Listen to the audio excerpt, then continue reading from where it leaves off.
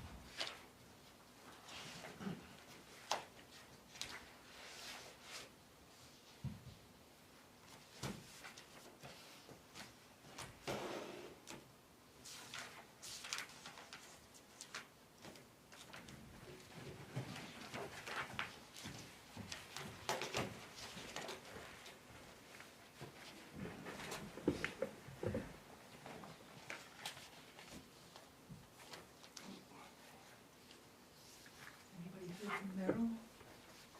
No. No.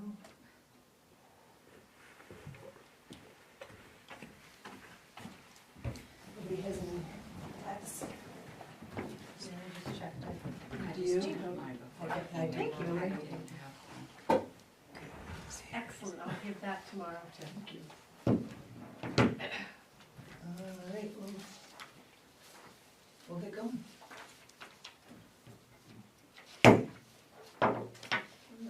Opening the meeting of the Select Board regular meeting this evening, Monday, September 30th at 5 p.m.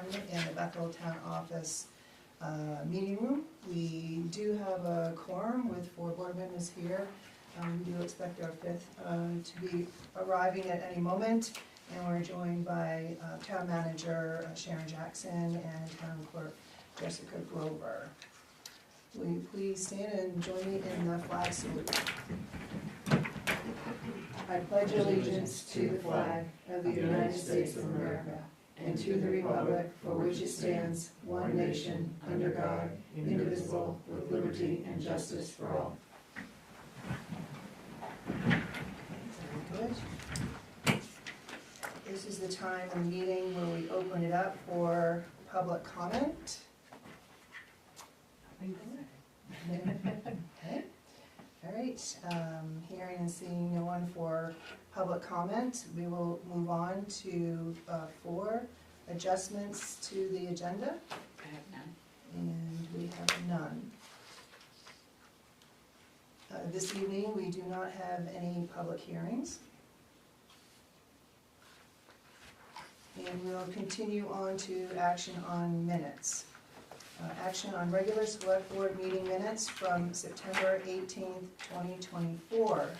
Does anyone have any amendments? The minutes were in your packet.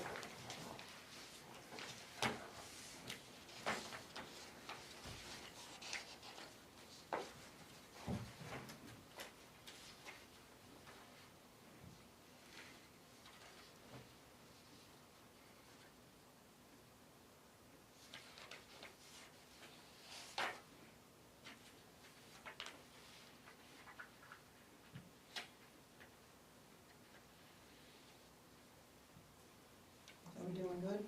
Good. All right, I move to approve the minutes as presented for the September 18th meeting. Second. Any other questions? All those in favor? And the motion carries unanimous. Oops. We're on to number 7, acceptance of grants, donations, reimbursements, and/or sales of materials. I believe there's none. There are none. And that brings us to the town manager report. So I have 3 things that did actually come in today. I made a copy for you. Maine DOT sent a modification, the second one, to the municipal state agreement for the, you originally did this in November of 2020 for the 1,600-foot sidewalk on Route 2 and a 400-foot sidewalk on Parkway Road. There are 3 increases, 3 changes. They sent me this as a DocuSign today, and I did call them because I felt I couldn't sign this. Yeah, and I can put this on the agenda for the next meeting. The project has now increased. We have $110,000 that has been budgeted and is in the capital reserve account for this project. The project is increasing to $230,600, which is going to make the town share $120,600. That's the increase, $120,600. And the end date is changing. Originally, this project was scheduled to be complete by November 2025. They were going to go out to bid in the spring. And now it's scheduled to be complete August 31st, 2027. And it does say that the scope of the work was due to the addition of the 400-foot of sidewalk on Parkway Road from Route 2 to Lincoln Street, which I think was added after the 1,600 feet. So they were looking to have, and then the two back sheets are the breakdown of the costs. And when the invoices are due, which would not be until, the first one until May of 2026. So before our next meeting, if you could read this over, I'll put this on the agenda. And then you can decide what you want to do, but it will have to, we will have to budget the additional funds on the warrant. And I don't know when you originally approved this, if it went for town meeting approval or if you approved it. I did pull the file today on this. I didn't have a chance yet to go through it, but I'll have that all out for next meeting.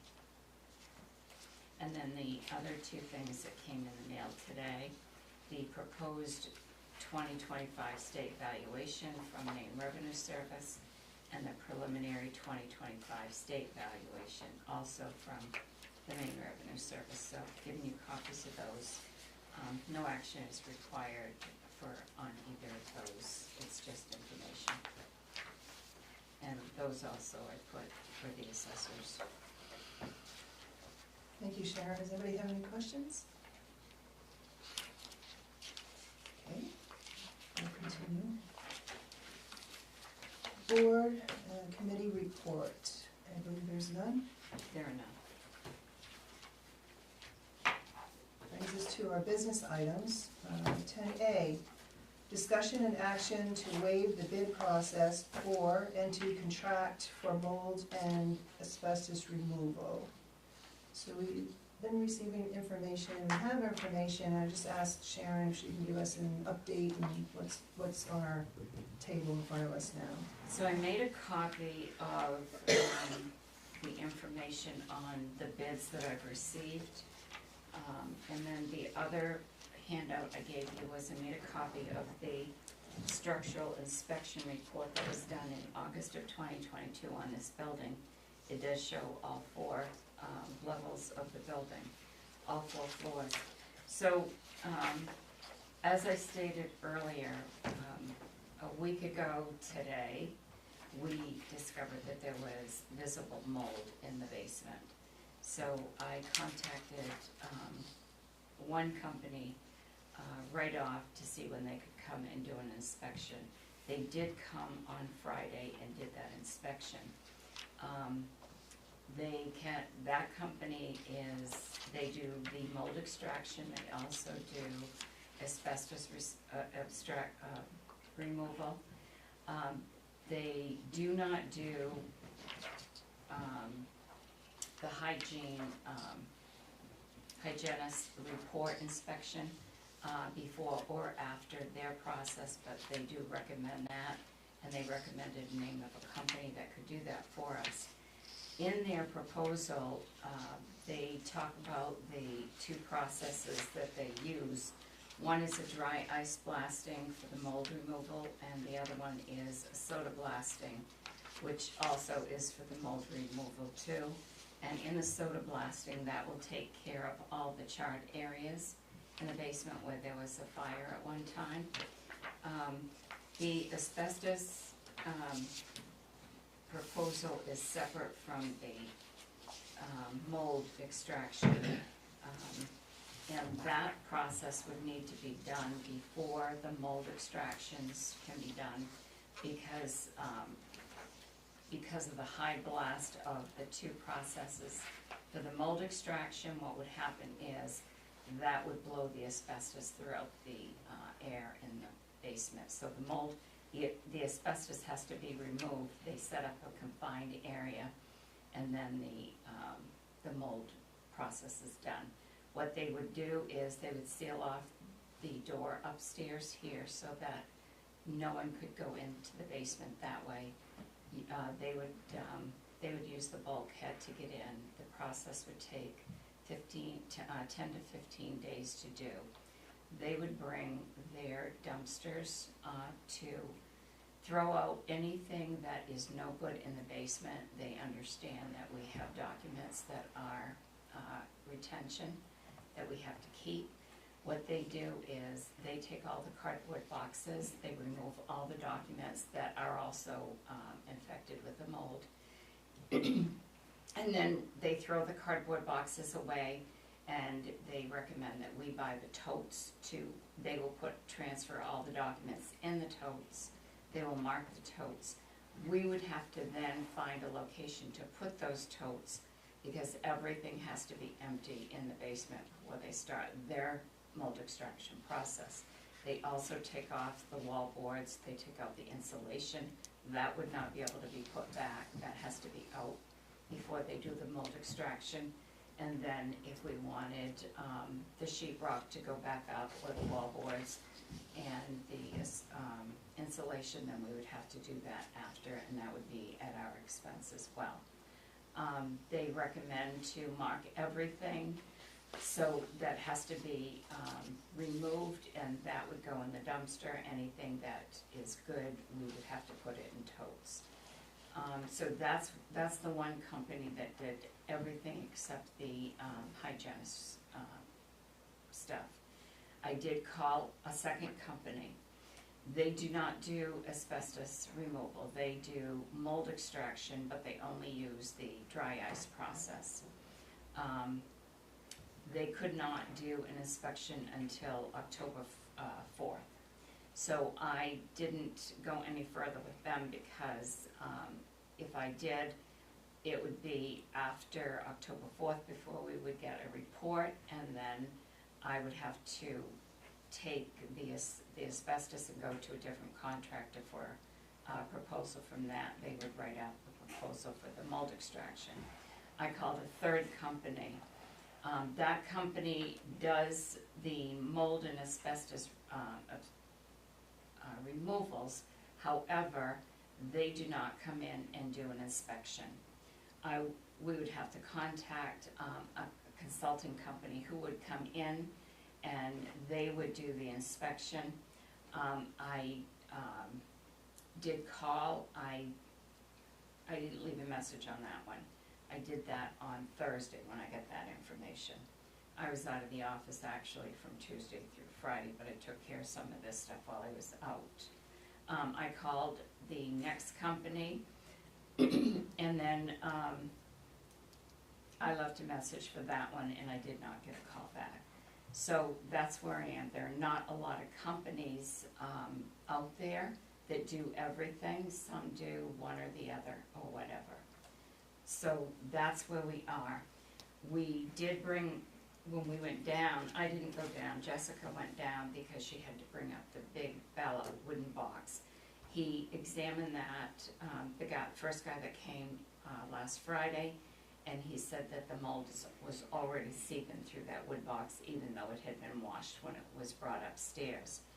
And so he advised that that should be thrown out right away because it would impact everything that was up here. So we did have the highway crew take that. We have metal boxes, election boxes that we got from the state that are in the basement. I asked him about those, if we could clean those. He said he would recommend that we did not, that they be cleaned from a professional company to clean those. But anything that was of wooden nature, he said that would all need to be tossed away. So what we had to do was we had to throw away a lot, I would say probably the most of what we had for signs, et cetera, for the election process. And all of that, those things have all been reordered, so that we'll need to throw everything else away. So that's really where I am, and I'm looking for direction from the board, where to go next, what you wanna do, what you want me to do.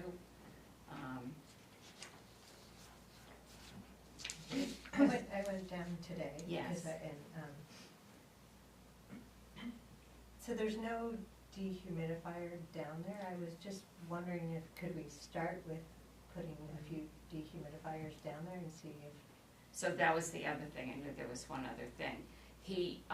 They will, after they're done, they will set up a dehumidifier in the basement Right. to draw all of the moisture.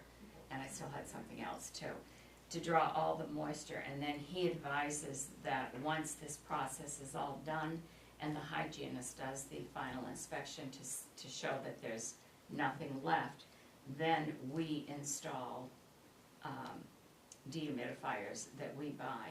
And that was another name he gave me, a company that they recommend to buy the dehumidifiers from. I also had Stephanie call our insurance company last week.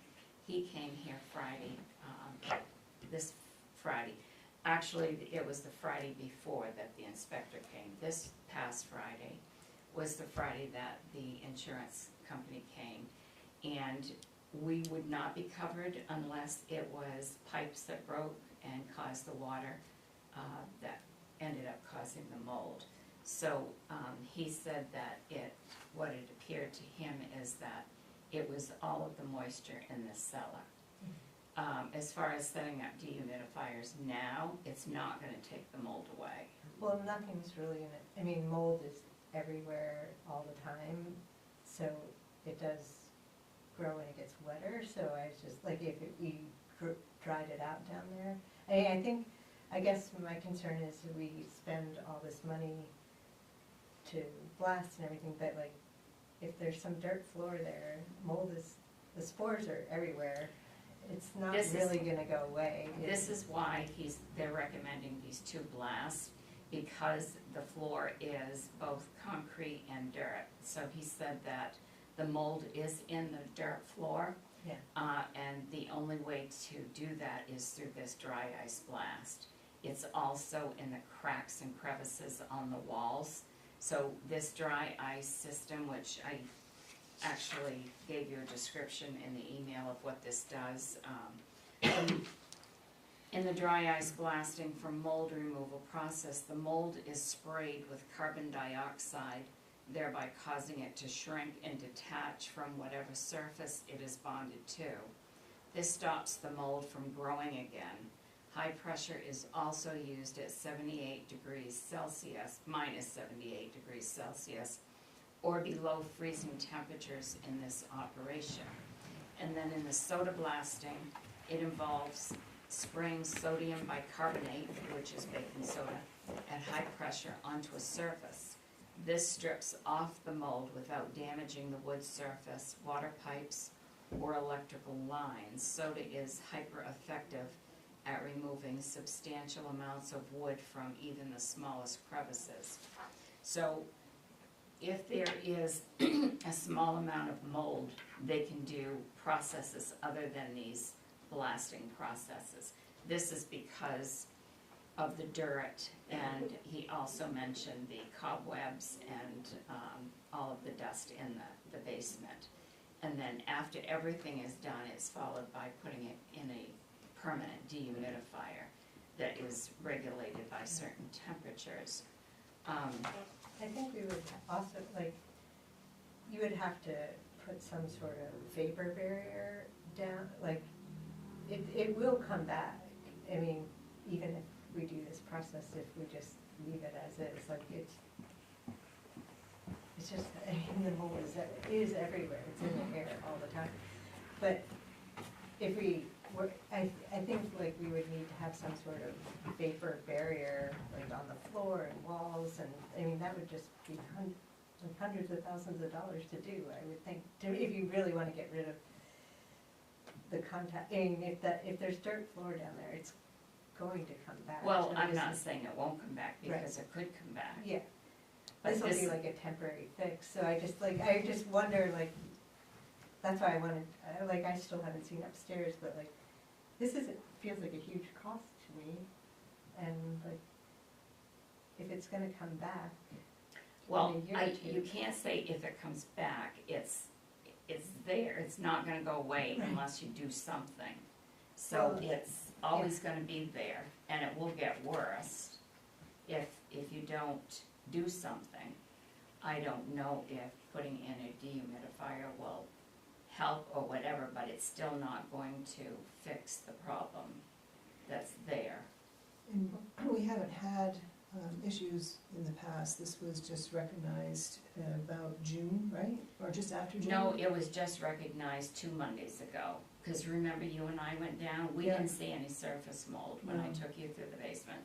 And when Jessica went down to get the things that she needed for elections for June, nothing was visible there. That's not to say it wasn't Somewhere. inside the contents. Right, But now it's come to the surface. But, he didn't indicate, I asked him how long it had been there. He said there was really no way to tell that. I asked him on a scale of 1 to 10, what level hours he considered it to be, and he said 9. so, but we don't know, nobody's gotten sick, right, from, or, No one has gotten sick, but I will tell you, I have one girl here in the office who is allergic to mold. So far, it hasn't bothered her. There was another person that worked here for a week that knew there was mold. She takes medication, and she knew that there was mold present because she had effects of that. I mean, all I can do is tell you everything I know about all of it, and then, And the only known water, it was a wet summer and such, but there still didn't seem to be any visible, recognition of any of it, but was there any water, you haven't had any? the only thing that we noticed was prior to the June election, when Jess went down to get something, on one of her totes, there was water that was dripping, so then I went down, and we could see where there was water dripping from one of the pipes, so it called a plumber. He came over, and he came down, and he examined it. He went down to the store, he had to get something to put into the pipe that was stripped, and that stopped the drip, but there's been no other indication that we've seen about with anything wet at all. I have 2 questions. One is, can we make a case that the mold was caused by that drip in the pipe? That's one question, because the insurance company said in order for us to make a claim that the mold had to come from a leaking pipe. You just described a leaking pipe that was fixed, and if that's the case, that would be something that we should look at.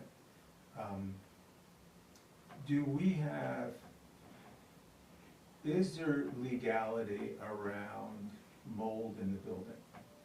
Is there any part of this that is driven by legal process?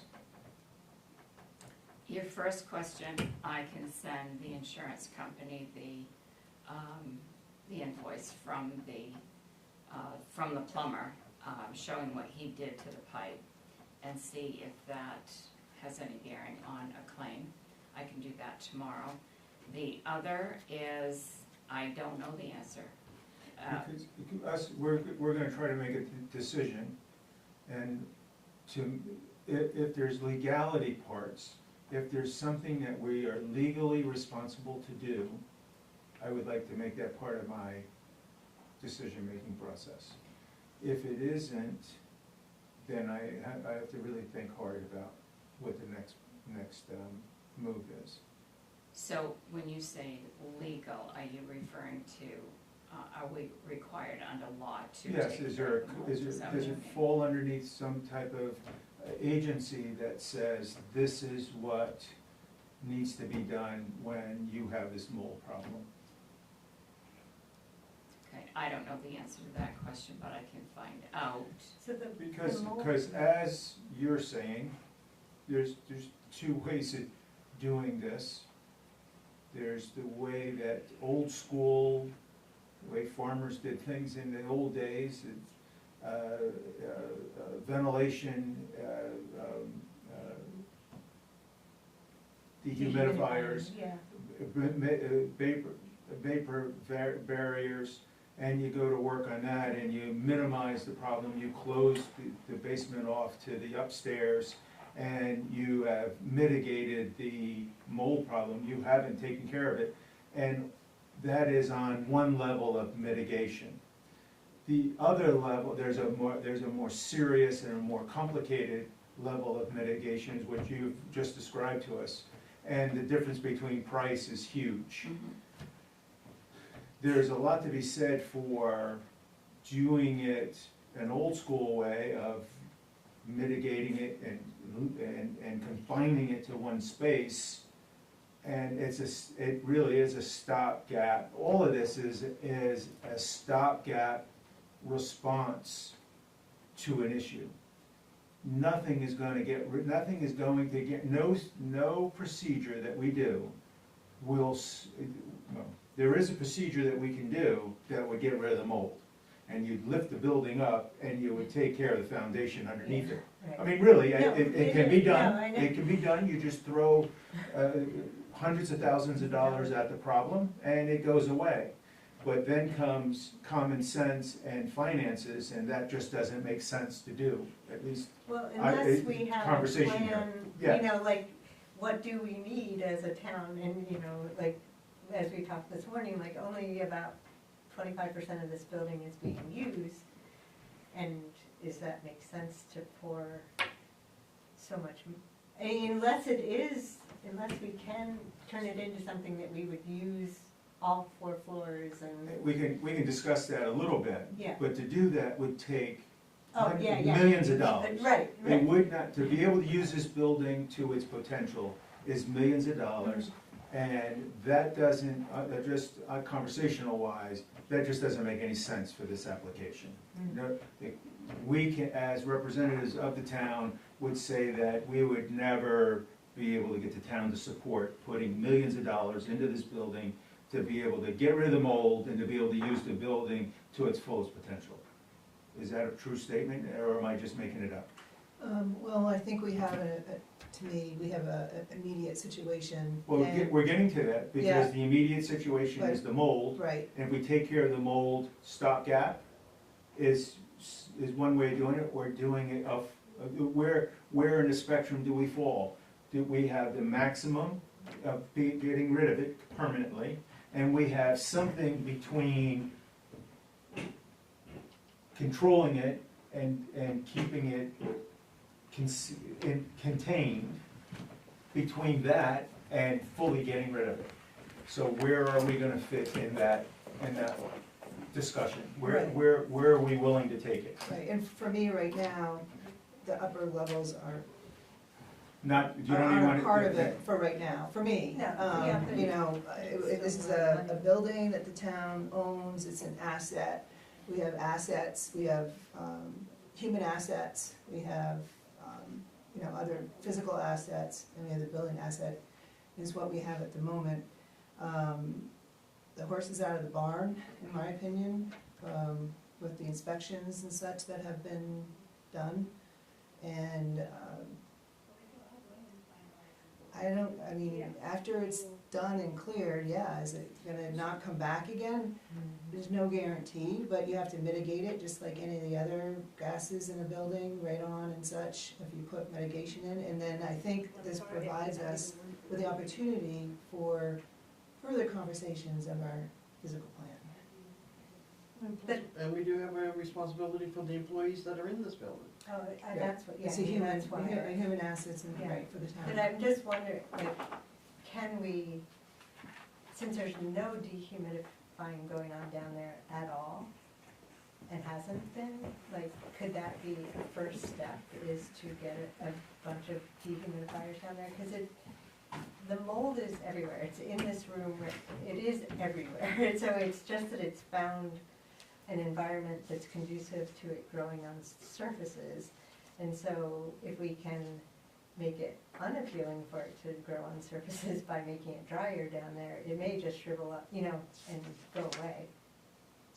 But I think it's too far gone, unfortunately. Again, I think the horse is at the bottom, because some of my concerns were, okay, we have heating systems down there. What happens when we turn the heating systems on? It's within everything, so as soon as you start moving the air, then you're making it get to other places that it may not have been, if I understand how it works correctly. If there was just a little section that we could identify, then yeah, the vinegar and water and the dehumidifiers and such, I think, would make more sense. I mean, I don't like taking the step of having to, you know, spend this money. Fortunately, we have the money to be able to go through these processes. We've tried to get some comparisons and other estimates. I mean, that's the other thing, depending on the professionalism of this one company, that this is what it's gonna cost. But I think it's too far, it's too prevalent to, I would wanna ask the professional their opinion before we started putting humans down there and started blowing the air around. Right, I know, I feel like we need more of like a medical advice than, like, I just don't know, I don't know. It just seems like a lot of money for the I could be wrong, but I just feel like it's a lot, and that, so the documents that we are gonna save and put in totes are still going to be covered with mold, right? Yes. And so you're gonna pull them out to look something up, and there go all the spores, and they're here, like, so I don't know, are we really solving? I did ask him about, he said, we're going to be starting to use the furnace in a few weeks because it's starting to get cold. And I said, what is going to happen once we start using the furnace? Because I said, that is going to be blowing. And he said, mold spores will rise. He said, everything rises. He said, because I was concerned with the upper level. So he said, I can't say that you're going to get mold upstairs, but he said the mold spores do rise. And you're right, you bring up a good point with the totes. I don't know what the retention pattern is for the stuff that we have downstairs, but their outer pieces will be destroyed, and the inner pieces, I'm gonna assume, maybe it's wrongly, that the information that's downstairs is more a retention of either keeping forever, or is that up here? No, that is all up here. I think the In the vast vault. majority is up here, Yeah. but I Yeah. can't say that for sure. There'd be some, so there's like 1, 3, 7-year patterns for retention, and That's I'm gonna guess. basically what it is, yeah. Okay, and I'm gonna guess that some of the 7 years, so there's a possibility, we just have to keep them, but I don't think they're the, I could be wrong, I don't think they're the frequent files. They're all of the accounts payable invoices and warrants. Those are all in the basement in banker's boxes type things. All of the payrolls that have been issued the past 7, that's what it is. There's 7 years of documents because you throw out the oldest year, but you have to keep each year for 7 years. So you can figure on there's a retention period of 7 years for accounts payable, payroll, and some of the other things are like a year or 3 years. So those are gonna be put into totes, and those totes are gonna come up here, or somewhere. They would have to go someplace while they're blasting the basement to extract the mold. but then we would have to have some other place to put them, we can put the totes back downstairs. But he felt that even though the documents are have mold in them, if they're in the totes, they're more confined than they are in the boxes. And he said it's not as if you're gonna be opening those totes, you know, several times a day. He also did recommend that if someone has to go downstairs and get something, that they go directly to where it is and get what they need and then come back up. He said, I wouldn't advise spending a lot of time in the basement. And the asbestos is where? It's on the back side of the old boiler. It's all around the back side of the old boiler. So it's And like they a ca- wall, like a asbestos wall? It's the Yeah. back side of the boiler. On the boiler itself? Yes, on the back side of where it is. And the blasting processes cannot be done unless the asbestos is removed, because if those are done, it will cause the asbestos to go through the air in this Yeah, no, basement. I was just wondering if it's, I know, like, you can have asbestos as long as it's not disturbed, but, Yeah, um, but this, but it's not, like, that it's will not on disturb the it. boiler, the boiler's being used, it's a no, boiler. this is the old boiler. So can that- the whole boiler just be removed, or?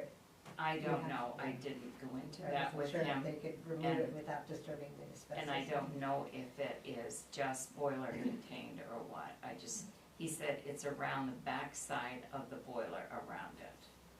That's how he described it. And it sounds like they did it when they had asbestos removal at some point, right? They must have had it Here, here, I- they just didn't get it all or something, or we don't know. I don't know They had that. same thing at the Bisbee too, with the furnace, or the boiler. And I remember Those big ones. my yeah, grandparents big told me ones. it was the same thing, with Yeah. asbestos wrapped around it. In our old town office, we had to have asbestos removed from our boiler there about 3 years ago. It was actually the same company that did that. Something that new that came up for me is where do you propose that we take the totes with the documents that have mold on them? Once they've been put in the totes, I don't know how many totes we would have. I don't know if that's something that we would have room to put up here and stacking them. I don't know that.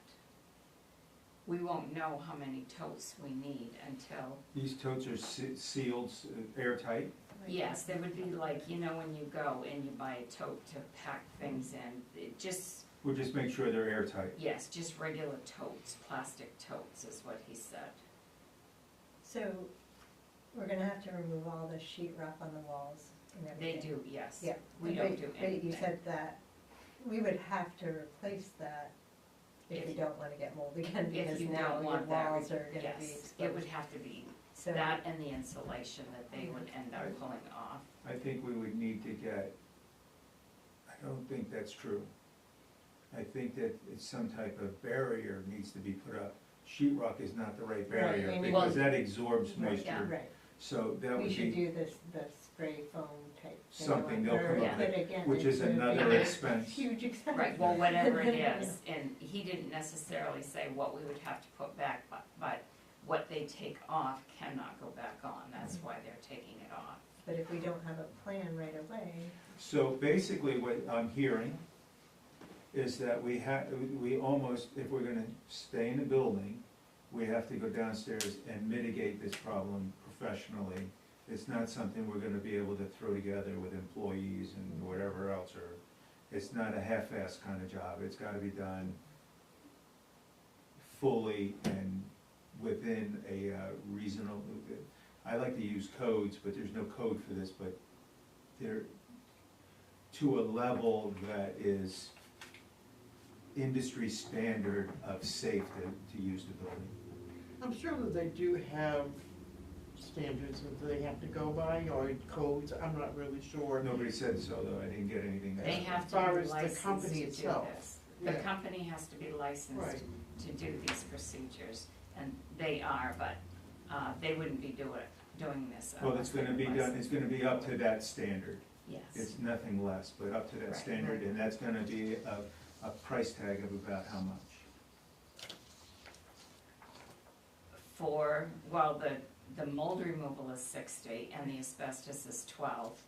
We still don't, I would still need to get a hygienist to do the inspection before and after. And then, the cost of the dehumidifiers. So this is probably $100,000 to $120,000, Mhm. Right now, we've got But But again, we 72. would need to have a plan right away to how we're gonna, what are we gonna do with the walls and the floor right away, because then it's just gonna start again. So I mean, it's like, if we're gonna spend the money to get rid of the mold, I think we have to have a plan to like really fix up the basement, because otherwise it's just, I know. But otherwise, it's just gonna do it again, right? I mean, it's a. we don't know if it's gonna do it again, and we don't know. Well, it's a dirt kind of. Well, it hadn't done it up until now. Right. So Hadn't we gone may this have, far. so this is what we're doing, we're rolling the dice of how long it takes for it to come back. So far, the building's been here for 150 years. It's now an issue after 150 years. We may have Could 6 I add months. just a little bit of history from the Bethel citizen side? About 8 or 10 years ago, when I was working there, we went downstairs to our side and to clean out, because of decades of stuff, you know, old newspapers, but more recently, we had stored hard copy photos, back when we used to get hard copy photos developed at Rite Aid, and, you know, before the digital time, we had boxes of them downstairs, and some of them were on the floor. And we went to clean them out, we had threw most of them away that quickly stuck together from dampness. I feel like I recall seeing a little bit of mold, I won't swear to that because it's 8 to 10 years ago, on the actual photos. But, you know, it seemed like there was dampness. Yeah. So I can't believe that, you know, the conditions haven't been there for a while, but, you know, as I said, I can't swear that there was mold on the photos themselves, because it was a while ago, but, you know, the boxes were in tough This shape. will include their size, right? What's that? This will include their size. This Yes. includes the entire basement, yes. So they're responsible for their paperwork and their, They have nothing downstairs, I've already checked with Nick. okay, Yeah, we cleaned, okay. we Yeah. did days. It took like They a have a week to rack clean it down out. there of some sort, but he said, I just talked to him last week. Yeah. But there's really no separation, that is, as we found out when Michelle and I went down, there's no like wall that separates the two, it's one big basement. And, I mean, you can actually go right around. And I was actually kind of surprised that a lot of it has been cleaned up. Citizen side only has some shelving and Yeah. stuff on one side, and there was a little bit of papers by, I think, what must have been the old boiler that we found over here. Yes, right. And Sharon's got where the new boiler all cleaned up, and then it's just the shelving, it's pretty much what's under the front office part, and by the time you get to the clerk's office, there's a door to go back. So I think we're fortunate in that regard that there was over the years it has been cleaned up, and more recently, some of the garbage or whatever's been. Yeah, no, They I have thought it hauled, looked, I thought it looked, a lot of Quite stuff good. from the cellar, just because after Jess and I went down too, to look at a lot of what was down there, we realized there was a lot that can be thrown out, and still, we know there's a lot more that can be thrown out. Things and boxes and documents that should have been thrown out because they're outside of their retention period now. And a little bit of that has been going on up until we discovered what we did. so when I was down there today, the dirt floor part is the part under the Citizen, right? Like, it has like broken floor where dirt is exposed. Yes. But the part under these offices seemed like pretty good cement floor, in Um, pretty good conditions. Well, it's all, it's not even, it's very unlevel, Mhm. and there are cracks in some of this, so when he's talking about, you know, the cracks, the blasting will take care of the cracks in that. And I think the only dirt on the far, under like Courtney's desk, where the I piping, didn't go that Yeah. direction. where the piping comes into the building, like where the There water is pipe. some there as well. So it's just, you know, like you would have an old house right there, just a little bit. But yeah, otherwise, in some sort of fashion, there's a concrete floor. It sounds like it behooves us to go forward with this, that we may wanna start, seeing what phase 2 is of it, that, we might need to start getting prices for at least the dehumidifying. And what else might need to be done? Cause like you said, I mean, if we do this, we gotta try to maintain it. I mean, if you're pulling the sheetrock out, what's the plan for the walls and also for the floor? Because if you have dirt floor under where the pipes are coming in, that's like just, it's just like ripe for, you know, so. It's enclosed and such, Right. but yes, Yeah, and it's a if small area, dirt but it's and still it's an damp, area. You're gonna, Yeah. it's gonna, yeah, so, I don't know, and like just any modern basement now, like how do you keep it sealed? We're gonna need some sort of, I don't know, I'm thinking, and like when we redid the foundation on Summer Street, it's like this blown, I don't know, I'd have to ask my husband, but it's like, it keeps the basement super dry, then you don't have moisture in there anymore, like leaking in, but I So- think we would need to fill the cracks, like we'd have to probably get the floor level again and. I will, send the lawyer a question tonight on the legal question that you asked about. I will contact, the company that gave me all the pricing, and I will send him an email, and I'll ask him what the dehumidifiers will do if you don't do a mold extraction. Yeah, I mean, if we could even just tomorrow start a couple of dehumidifiers running down there, I think. I will call the company he gave me for a recommendation to find out what a cost would be. Yeah. And You of can course- probably get one at Western Main. I'm not gonna, No. I'm not gonna say I'm not gonna do that, but I wouldn't do that. I would not, we're not professionals. Yeah, I don't think we should go to a store and buy a dehumidifier. It may not even be powerful enough or the right one. We don't wanna put something in there that is not gonna do anything. I think that they need to tell us, and I have the company's name, what kind of dehumidifier we should put. This is how things are done in public buildings. Can't do it like it's a private building. It is a public building and you can answer to the public of why you did something. So you can answer that we put these humidifiers in because a professional told us to do that. And you can answer to the public, it is done professionally. If you do it as you and I think, that, listen, you need 3 humidifiers down there, because that's what we think.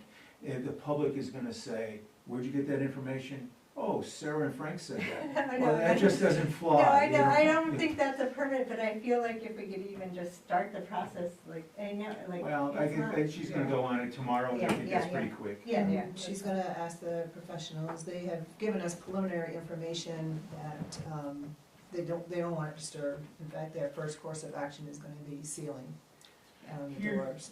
Here's something, just so you know. The dehumidifiers are very important. Mhm. Asking the company, I'm not good with remembering names, especially underneath the pressure of talking, but Octagon, is it Yes. Octagon? So Octagon, asking them, look, we're gonna take down the sheetrock, we're not, they're taking out the sheetrock, everything that holds moisture is going out the door. You're gonna do this ice blast, and we're gonna kill the mold that exists down there. Using dehumidifiers, does that keep the mold from coming back? Without treating the walls, without doing nothing else? If we do nothing else, will the dehumidifiers keep the mold out of the basement? They're probably gonna say, maybe. Yeah, 'cause Probably is what they're gonna say, and we're gonna wanna know how much time we would have before we have to go to the next step, and what is the next step? That would be, you know, if it's this foam type of stuff that you put on the walls to seal out the moisture and keep the inside whole. I think that's the question to ask. There is also, a mold resistant, I wanna say, it's like an insulation board, and it's purple, because I know that we did it at the motel. So, I mean, there is options, but I think that the process has to get started. And, you know, like you say, we'll go to Plan B, but I think we gotta get that process started, because it's gonna take weeks to get it done, and the heat's gonna be coming on, and it's gonna make things worse. Yeah, that was my thing, is to get it started, and Right. while we're starting it, we need to have what's gonna finish it. I mean, Finish if it we up, can yeah. follow through on the Yeah. rest of it as we go along, because it, like you say, it's gonna be 3 to 4 weeks? He said, they said 2 to 3 weeks, and then in the quote, he listed 10 to 15 days. So after, after I got his quote, I did send questions, and one of them was, in his quote is, move all files from cardboard boxes into new totes provided by the customer. And I asked, would we need to find a location to remove the totes from the basement before the blast? And will you know if the files are contaminated with molds before putting them in the totes? His response back was, yes, this will be removed. Yes, the files are contaminated. I know you guys have to keep some of them indefinitely, which is why we will put them in totes for you, and then they label them. The next question I asked, because he stated we would need to remove all insulation and remove all drywall walls from the basement. So I asked, does this mean remove them permanently and put in new insulation and drywall walls?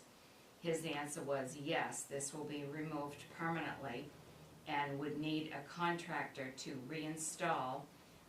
We do have a construction division that I can refer you to who does this. The next question I asked on what he said in his bid was, can you recommend a vendor to install a permanent dehumidifying system? Because he put that we would have to install a permanent dehumidifying system. And he said, he named the company, he said, a plumber could install your permanent dehumidifiers, and I recommend Santa Fe brand. So he's telling us what he recommended. And then the next one, on the post-testing that they recommend, and it's called AQM, that's the name of the company, that they recommend do the testing before and after. That's the hygienist testing that needs to be done. And then he did say that Bruce would provide the quote for the asbestos, because this was the mold that I got first. And then I asked him about the blue metal boxes that were in the basement from the state, if we could clean them, and he said, no, you should not clean them, we will clean them. And then he said, my plan is to have the totes marked the same as what's on the boxes. That's what they do, they put everything. And he said, we would have to find a location until they could be put back in. He said this could all be done before election time. So those were the follow-up questions that I had on the mold. I sent you this too. My concern is, if they're going to put the records in the totes, that means the totes are gonna be down in the basement, and that means the totes are gonna have mold pores subjected to them. The totes would be taken out of the basement before, all of the documents would be taken from the cardboard boxes and put in the totes, and then put it at a different location. and then they would be put back after. Right, but they're going to put the paperwork into the totes in the basement? Or are they gonna take the paperwork outside and put the paperwork in the totes outside? That's what I understand. Okay, Yes. And they will have a dumpster on site here. Everything that has to be disposed of will go in this dumpster that they have to get specifically for mhm. disposing of these. Because the other question I asked was, do we need to have a dumpster on site for the disposal? And he said, no, they take care of all of that. They have to have a certain kind of a dumpster to dispose of. So there is a follow-up on the requirements that they have to go by, as far as, you know, their rules. Yeah, And my other question is, why do we have walls that have, boards on them? I just lost them. I don't know why anything is down there, so I can't answer those kind of questions. He called Sheetrock, them, okay, sheetrock, that's it. well, he Why called them, is there sheetrock walls? he called them wallboard walls, Okay. so that's what's there. Whatever the wallboard walls are, I We use don't the know term. what's behind them, No, we don't. obviously, yeah. And if there's, whatever is behind them will be sprayed. 'Cause So I that's mean, why if they they, take if the they're top just off. cement walls, or concrete walls, I mean, I don't know why we would have sheetrock down the basement anyways. there was an attempt at one point, kind of underneath where the town clerk's office is, that there is a door, wooden door, or wooden type of material, and there's a wall there that looked as though it was trying to separate the town office documents from the citizen documents. I'm not sure if that's what they're talking about. You kind of find out it was all locked, tried to be all locked up, and you could just walk around this way, but Yeah. in any event, that might be what they're talking about. I don't remember could what was be. actually on the walls. It probably isn't, as you're describing that. Yeah, they take the shelving out, and we have to put new shelving in. Anything that they feel is contaminated, that is not going to be corrected. So we may not have to do the sheetrock back up again. And actually, I don't know if this actually sheetrock, they never use the term sheetrock. Okay. I probably used that loosely and shouldn't have. I just figured sheetrock. Okay, All right, I think we're obligated to take care of the situation, without a doubt. So I can get the two costs. I can also find out,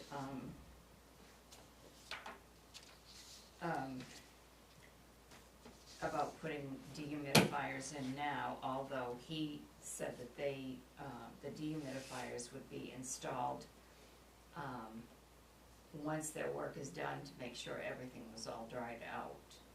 So he didn't actually Yeah, say I'm the just- dehumidifiers would be put in first.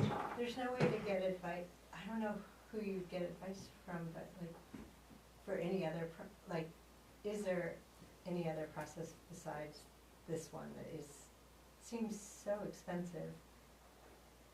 And, I don't know, we're taking advice from the person who's selling it to us.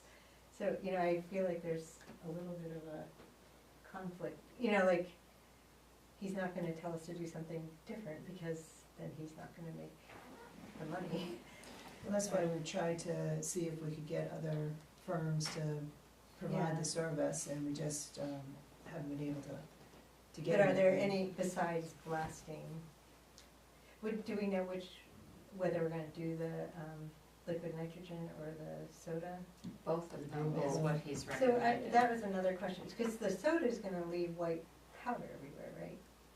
I mean, not baking, it's baking soda, Mhm.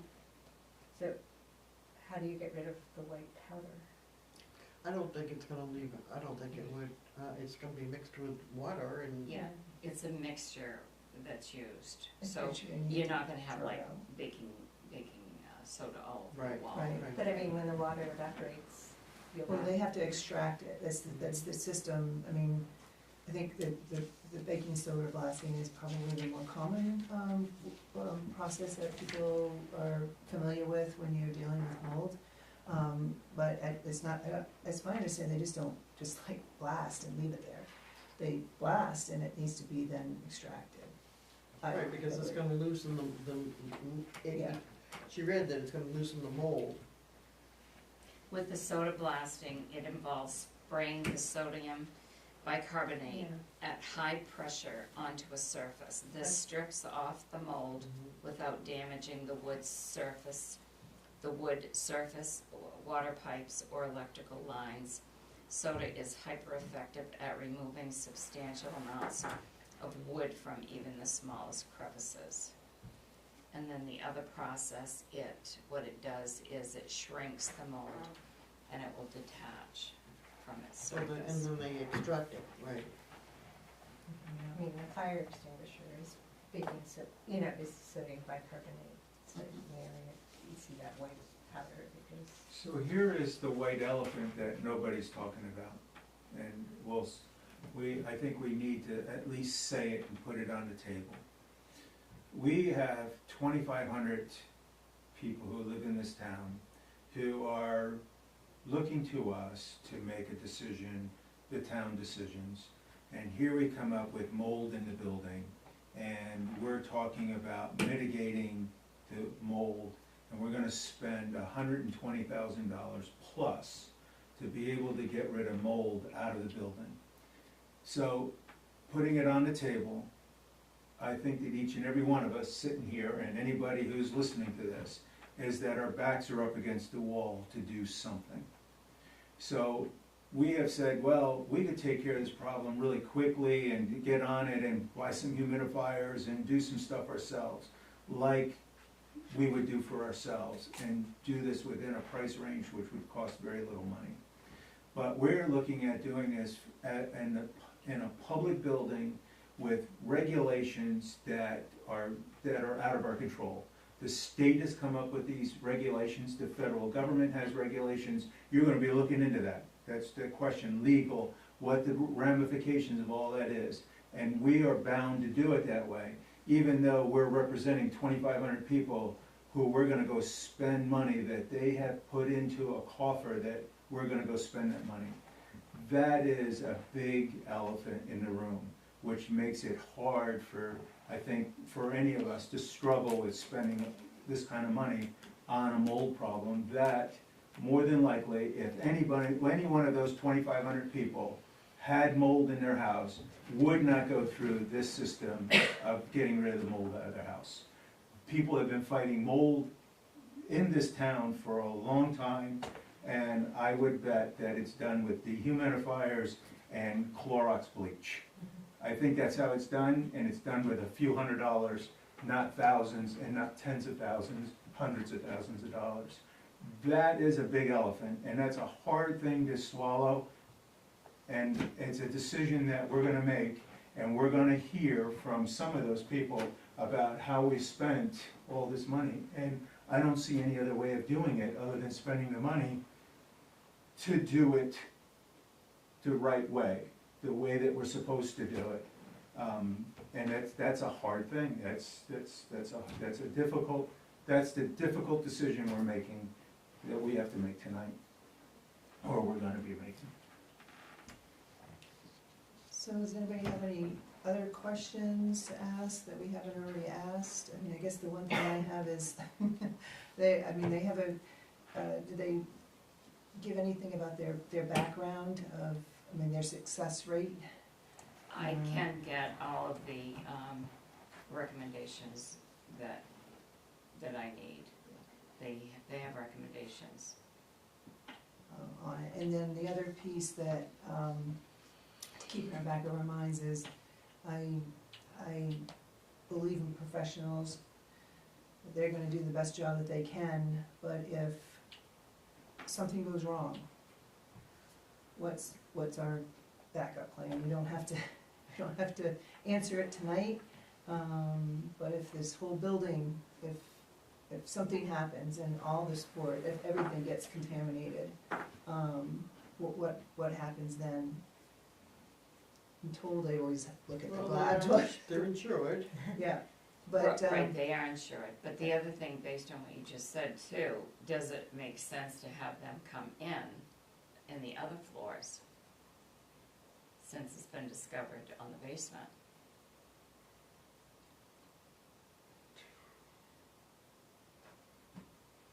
I never even thought of that part.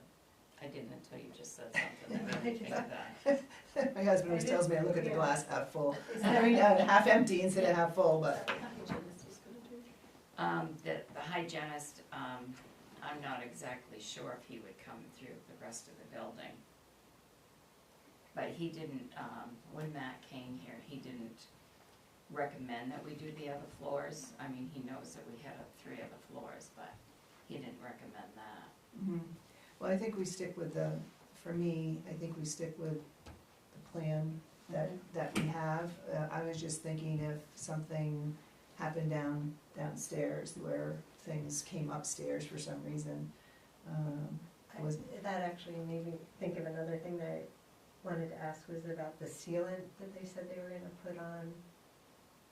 Was it on wood surfaces when it was all finished blasting? They talked about a sealant, which I was just wondering, it's gonna have to be something probably fairly toxic to keep mold from growing on again, so I was just wondering, how dangerous is that in comparison to the mold?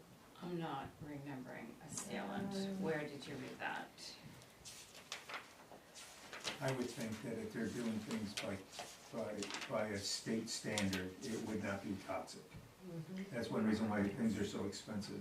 Okay, but I I would mean, think, that's, I would just, to kill you'd it, probably yeah. want it in writing, but.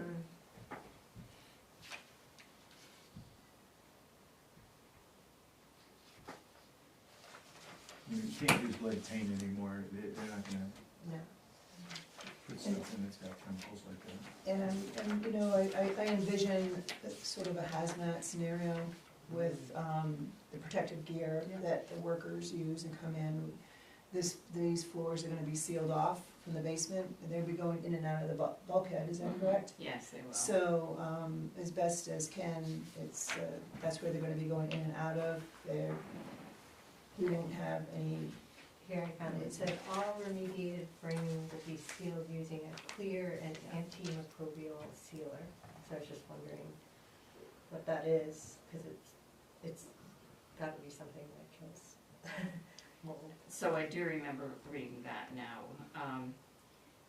The only thing I can say is they're licensed and they have to do what they can do by being licensed. They can't, you know, they wouldn't be able to use anything that is not, right, That's that's toxic. toxic. I can't imagine, we can't use it. And his description here in the old boiler in the back of the basement appears to have an asbestos coating on it, which will need to be abated separately. I have a question, and this could be one of your questions too, if they're sealing off the basement from the upstairs here, does will, after they do the job, will it still be sealed off? No, Oh, no. They're trying to prevent this. that From is, coming up. we did talk about that, that is to prevent anything from, that they're spraying to come up Can't through. they leave that barrier there? Then And how you do we can't get go in to the basement? Through the bulkhead? Well, I envision that they have a sealant all over the top, all over the floor joists, that there's a sealant, that there's plastic, a barrier throughout the basement. Would that barrier stay there? So, you know, conceivably, if mold came in again, it would be sealed off from getting upstairs. Not really? Not really, I don't No. think. I think they're just treating, as part of the treatment of the wood. Yeah, and it is to seal off the entrance so that nobody can go in or out of this door. Right. I see. It's- So they're really not sealing off.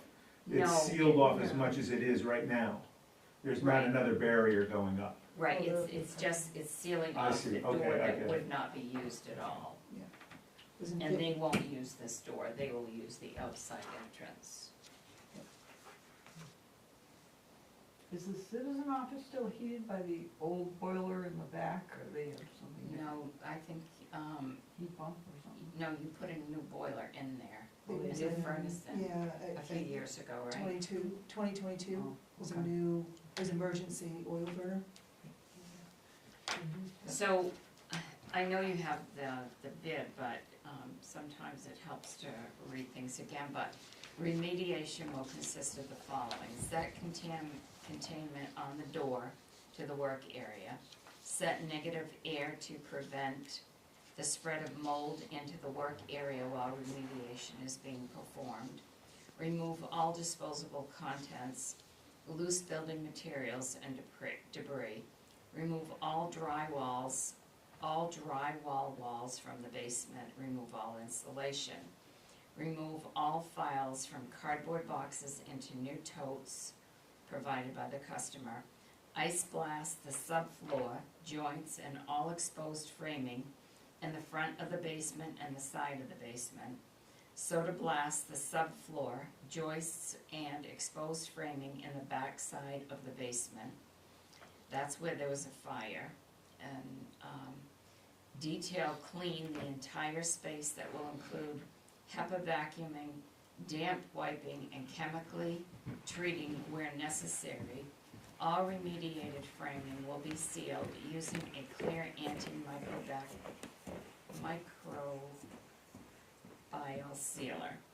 The walls and floors will be steam cleaned and dehumidification will be set up to ensure the space is properly dried. I estimate the project take between 15 to 20 days to complete, depending upon available crew at the time of scheduling.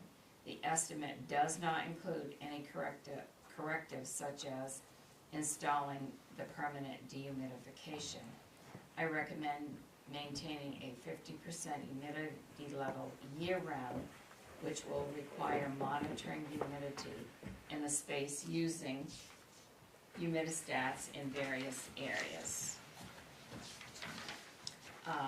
He did send an email Friday, and he said that they could schedule to start this work if we decided to go with them on October 14th.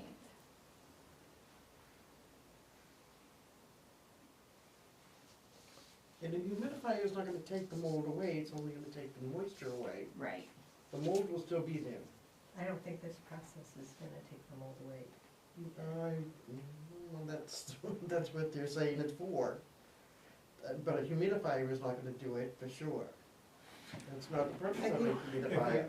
Well, it's not gonna take it away. If Right. there is no if there is no mold in a space, and It you will have prevent it. dehumidifier, it will, Prevent it. and I think that it will help prevent it, but there is no guarantee. There just isn't a But guarantee. to put a humidifier down there now is not going to You can alleviate. starve it I don't out think- somewhat, but I don't think you're gonna starve it out completely. It's gonna No, be because the there. mold is not gonna go anywhere. You take the moisture out of the air, but you're not gonna take the mold that's on the surfaces. I believe the mold feeds on moisture, and when it will reduce it, but it won't get rid of it. Right. There's It's- mold here right now in the air Mhm. all around us all the time. It just has to have a place to like land on and. No, it it's needs the moisture, wood. it needs well, the it's moisture. the wood too, I mean, it's the wood. The moisture in the wood. Well, it's the wood, it's like, it's like food, right? Like, but it needs. My moisture. understanding is, and you correct me if I'm wrong, if wood is dry, moisture won't stick to it. Mold And won't grow. still. The mold won't, Yeah, mold won't grow, won't stick to it, and won't grow, if there's no moisture, I if don't the know wood is that, dry. I don't know that it Well, won't, it'll land on it, but it may not. Right. I mean, Right. like our box, I hope we didn't throw away our box. I mean, it would cost probably more than we would want it to cost, but we could preserve the box with the baking soda and then a drying of the wood. And that removes the mold that's in the box, and it's a historic thing.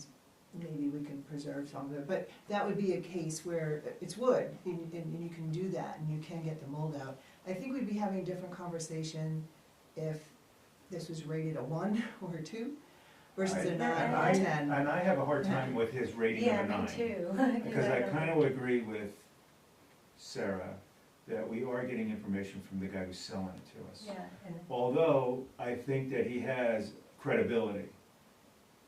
So I don't dispute his credibility, and I don't dispute what he's saying there, and I'm not disputing the 9, but it is coming from somebody who's selling it to us. If it's a 7, to me, it's just, it's 9. Anything over a 3 isn't something that we wanna be dealing with, in fact, you know what I mean? So if it's a 9, I don't care if it's a 9 or a 6, it's still too much. And I don't think a person or this company would represent that far off, if you know what I mean. He's just. yeah, I just don't know what, yeah, like, that seems like a random number to kind of throw out. But I mean, what I'd want to know is what kind of mold is growing down there, because that's where I would be concerned for the employees in this building, is if it's a type of mold that is highly but we Right. don't have any of that information, we don't know what kind of mold. That was Nobody's testing. That was what, what actually, kind- my question, what type of mold was it? That Yeah, was he the, didn't, it Yeah, doesn't like, I say, don't- yeah, I he would- didn't have That's that where I in feel like we the need, So the person that has to come in More before and after, would we be able to get clearer information from him? I forget what you called the person that has to come in. oh, the tester? The hygienist. Hygienist, thank you. I don't know what the hygienist does. The only thing he said about the hygienist was, after they do their work, the hygienist would be able to say that they've done the extraction and it's So gone. why does he want him in before? I don't know, I didn't go into that. He just said that they recommend the hygienist come in before and after, because then they can compare what it was when they came in to what it compares to after their job was done. That was the only way he explained it. So can we maybe get an answer from the hygienist, through a phone call as to what exactly they can give us for information as far as, you know, what type of mold it is, or how much there is, or? I mean, I don't know who else we could call to get that information is from. there anybody from the state who's like a neutral party who we could call and have them do an inspection and give recommendations? Or is there anything like that, or I University don't of know the Maine? answer to or that. something like that? All I did was call companies that do mold and Mold, yeah, asbestos yeah. extraction. You know, it's so close. And I can get more, I can, certainly call more. You're in a catch-22. Yeah, I know, because of the heating. Well, the heating and, And we're stewards of yes. a public building, Yeah. public employees, and And the public. and the public, and I don't like being in this Yeah. situation, but it's, again, for me, the horse is out of the barn, and we have mold. Maybe it won't cost this much, maybe it'll be more, but I think we've gotta start to take care of it. There's a short window, and not that we should be. We got winter coming, it's just. Well, there, yeah. It's just, it's the way you gotta do things, you gotta get it done before winter, can't be doing this stuff during winter. And given that, we do have questions, we can get our questions answered, but I don't think any of them are going to be an answer that's gonna stop, gonna have it change stop, anything. or change anything drastically very soon. So Yes.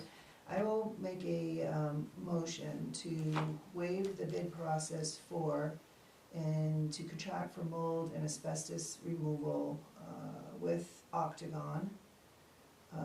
We have the estimates, we continue with getting answers to our questions.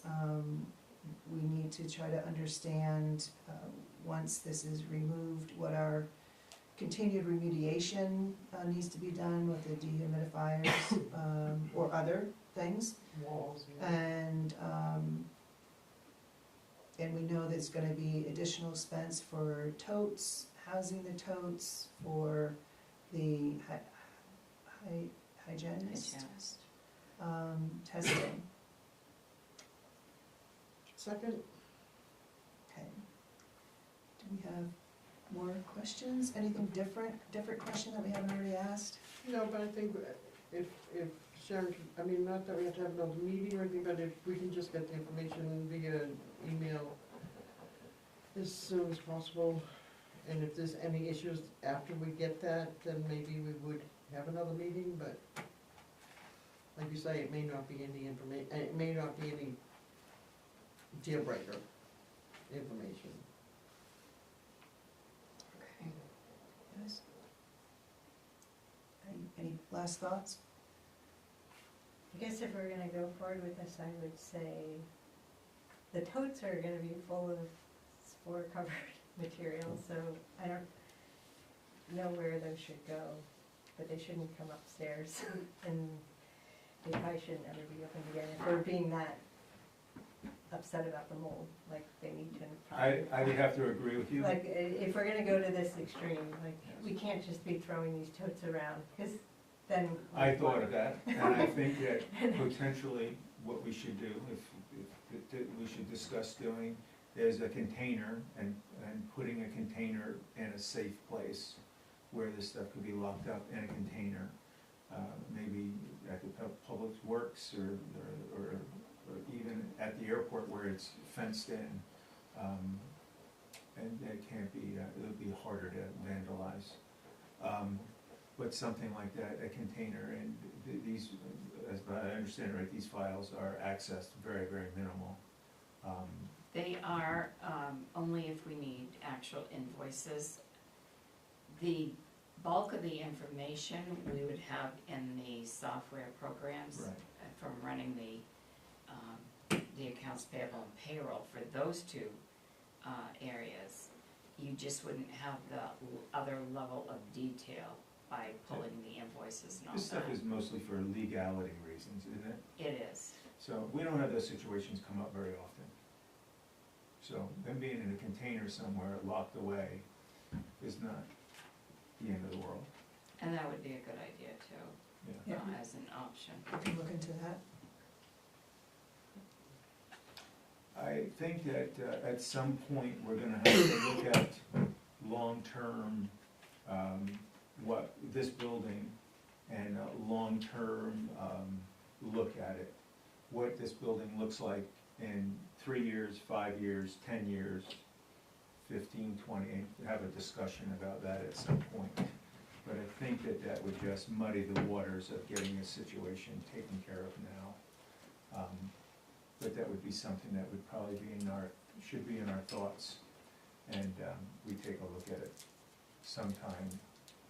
And we just have so many things going on at one time that to create another problem at the top of the list, we should get rid of some of these problems that we're working on and get them out of the way before we take on this building. But this building is probably something we need to discuss, like I say, in increments of what it looks like in the future. So that would be the last thing I'd have to discuss on this subject matter. Yeah, I mean, I feel like That's I right. can justify like spending the money if we sort of commit to doing things right for this building from here forward, but if we're thinking We're gonna- I 3 think- years I from think now, we we're have gonna to. like, oh, we're gonna go somewhere else, then that seems like crazy to me to spend this money, but if we I can think say. at the moment, we have Have to. to, We're yeah. just Yeah, I up know. against the wall, Right, yeah. and it's Yeah. unfortunate we have to spend so much. Yeah. It could probably be done for less money. But that we don't have that privilege to do it for less money because of legality reasons, because of legal ramifications of not doing it differently than how we're doing it. This is a way to keep ourselves out of litigation. Do we have enough money in the pot of money we're taking this from to at least finish off the basement correctly once this is all done, or are we really not? You're using terms that we talked about earlier to do things correctly. That is an open door to spend millions of dollars. Yeah, I know, no, So, but at least to just do the things- basement To though. do things underneath a reasonable Right. manner for how much money, based on funding. So what is reasonable based on the funding that we're willing to spend on it? We can't do, I wouldn't commit to any other language. So to answer your question, as far as the funds, Sharon can correct me, that in the coal block reserve account, of which there hadn't been a plan to take care of anything, except for recently, we've put projects in there. One of them is the bathroom and the kitchen, and so that looks to total about $5,000 for those two projects. Is that the balance, the 171, or does that take 5 off of that? So, That, what we have is the 171,884 Okay. is what I put there, and then we have to take the 5, approximately 5 out. I think that's how I wrote that. okay, so, and that work's almost done too, right? Yes, just Yeah. the remainder, well, the kitchen hasn't been finished yet, but we haven't paid, we've only paid a portion of it. But when, we started this, we knew it wasn't gonna go over 5,000. So that's like what, $166,000 that we have to work with, and we already know 60, 12, and then we're gonna have these other expenses. Any other questions? All right, hearing none, all those in favor? And it's unanimous, the motion carries. You're very reluctant. Well, good conversation, thank you, everybody. And we're gonna continue on to the warrants. Okay, the first one is action. You missed number 11 now on the agenda, isn't it? Or am We're I'm reading, in I'm warrant. sorry, I'm looking at something else, sorry. Okay, Sorry. no problem, no problem. So in the warrants, the first one, action on accounts payable warrant 2025-33 in the amount of $76,799.97, and I'll move that. Second. Any questions?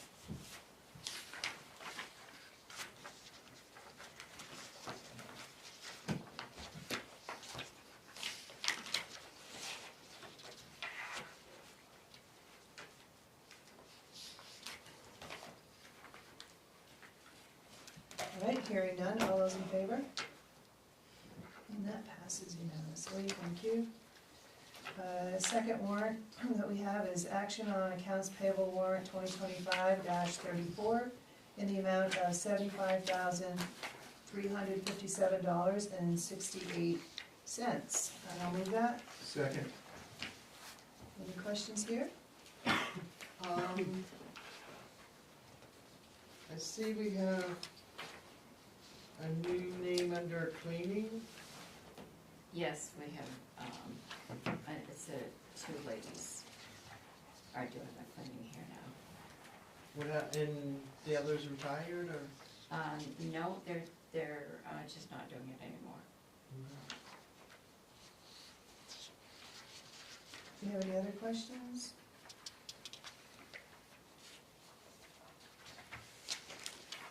All right, well, hearing none, all those in favor? And that motion passes unanimously. That brings us to select board items. The items, My only question is, why did we change the date of this meeting?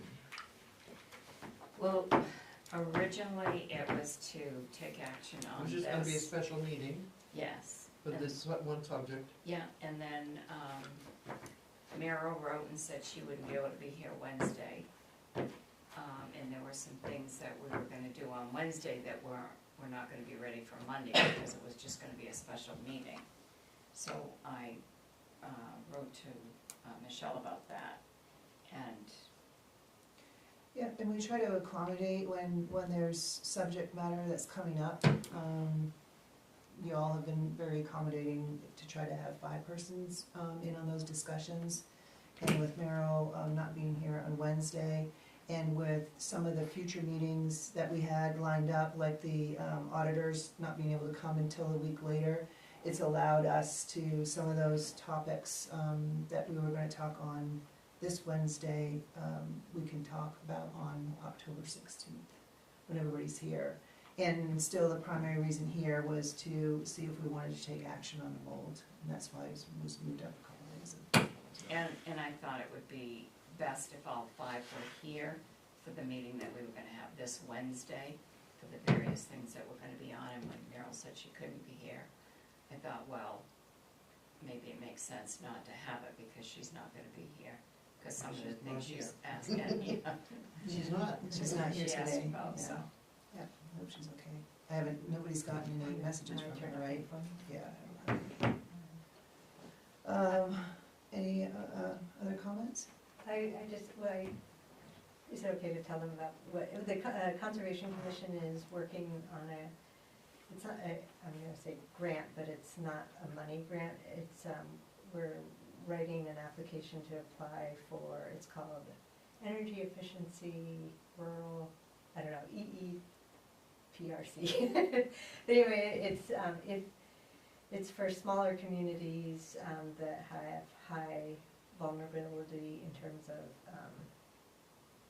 energy use, and, yeah, anyway, we're applying, and if we get it, we would have they give you a person, a consultant who works with the town to do energy audits of all the buildings and helps make a plan for energy use. And so in terms of like talking at this building, and it'll just be another piece, hopefully some real data that can help us make decisions.